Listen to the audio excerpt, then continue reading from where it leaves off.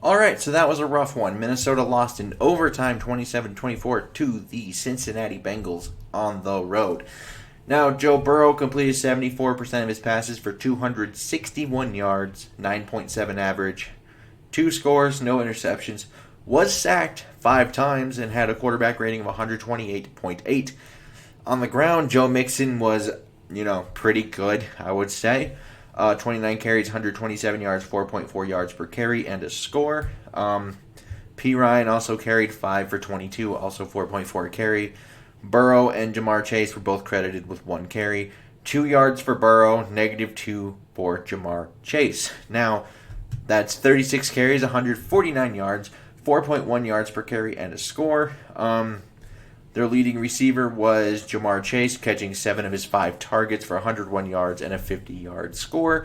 Higgins caught 4 of his 5 targets for 58 yards and a score. And then Uzama had the 132-yard gain on one of his 2 targets for a total of 35 yards. And that was kind of the icer. Not much after that. Boyd did catch 3 balls for 32.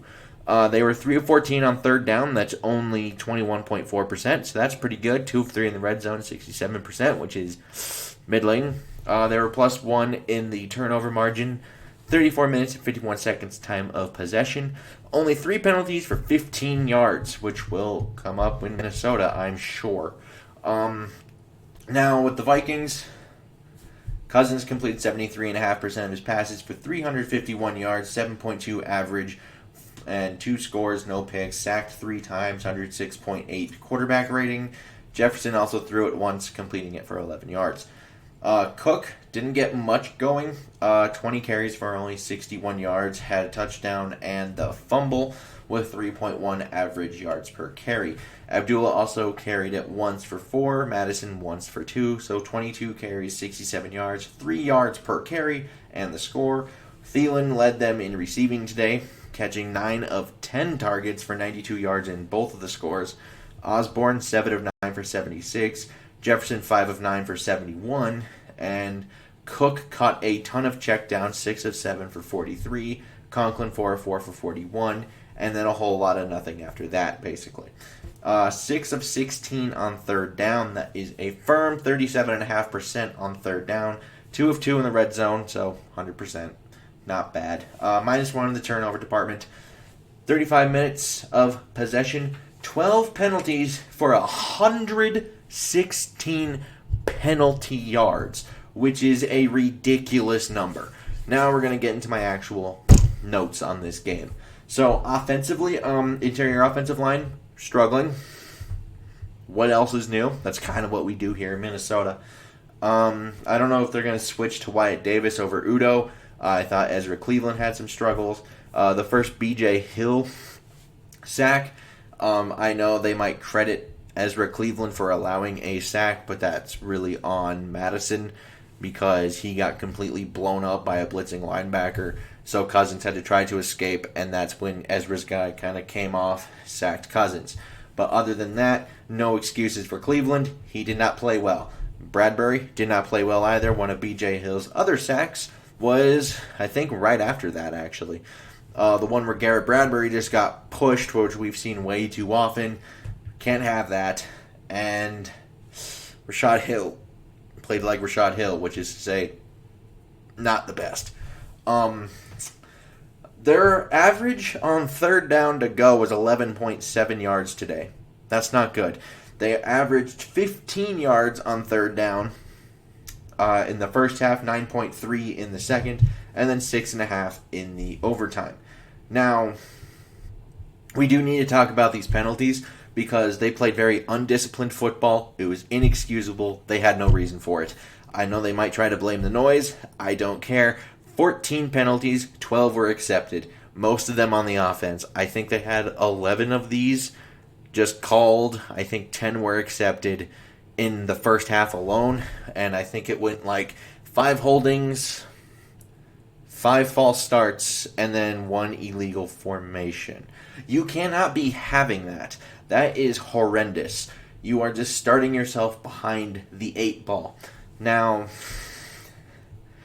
Do I think the offense might be a little better because they were playing behind the eight ball? Potentially, if they actually play disciplined football, I think we might actually have an extra possession or two in this game, which obviously would have been huge because it went to overtime. But defensively, I thought the pressure was much better than 2020. Just for reference, Pierce had 2 sacks today.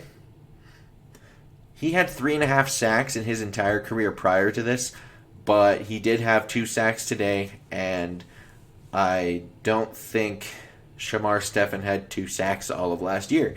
So, not bad from the interior. I thought, at least for him, Armon Watts, I thought, really struggled in the run game, and just as a whole, defensively, I do think we need to actually talk about something here. And that's how similar it is to the 2020 averages. They allowed 261 passing yards to Joe Burrow. They allowed 258.8 on average last year. 149 rush yards to them on the ground. 134.4 rush yards on average last season. 4.1 yards per carry today, 4.6 yards per carry they averaged last year. So they need to fix that because that's kind of what this whole offseason was about, was it not? You add defensive pieces, we're going to be much better in the run game. We're going to be much better getting after the quarterback. We're going to just be a much better defense as a whole. We're going to have a competent-ish offense that will just do enough. Well, if the defense plays like this, you need a much better than a competent-ish offense. You need to be better than that. And you certainly can't be playing undisciplined football on offense when you're playing like this. Now, special teams, Greg Joseph, my man, good job. Overall, the Vikings have a lot to figure out this week. And they couldn't really afford a week 1 loss. And I know it's kind of weird to say week 1 is kind of a must-win, but the next 3 games being at Arizona, Seattle, and Cleveland, it's pretty rough. And if they play similar to this, and they don't get this all corrected and whatnot, you could look at a team that's easily 1-3, 0-4 at the end of this stretch, which that's a problem, obviously. So, now I do know the penalties in this game cannot be understated enough. They kind of ruined a lot of the drives that the Vikings had, but I do not want to hear anything about the Cook, did he fumble, did he not fumble kind of conversation. And the main reason being, this team had 116 penalty yards. They were kind of lucky to be in it as long as they were, so it is what it is.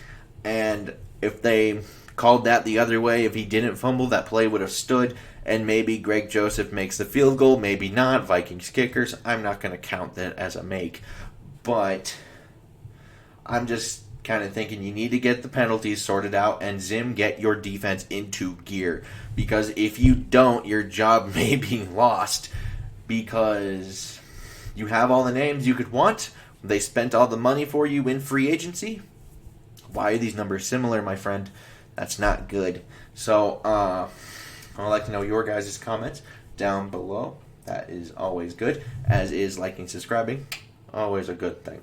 And until next time, I bid y'all adieu.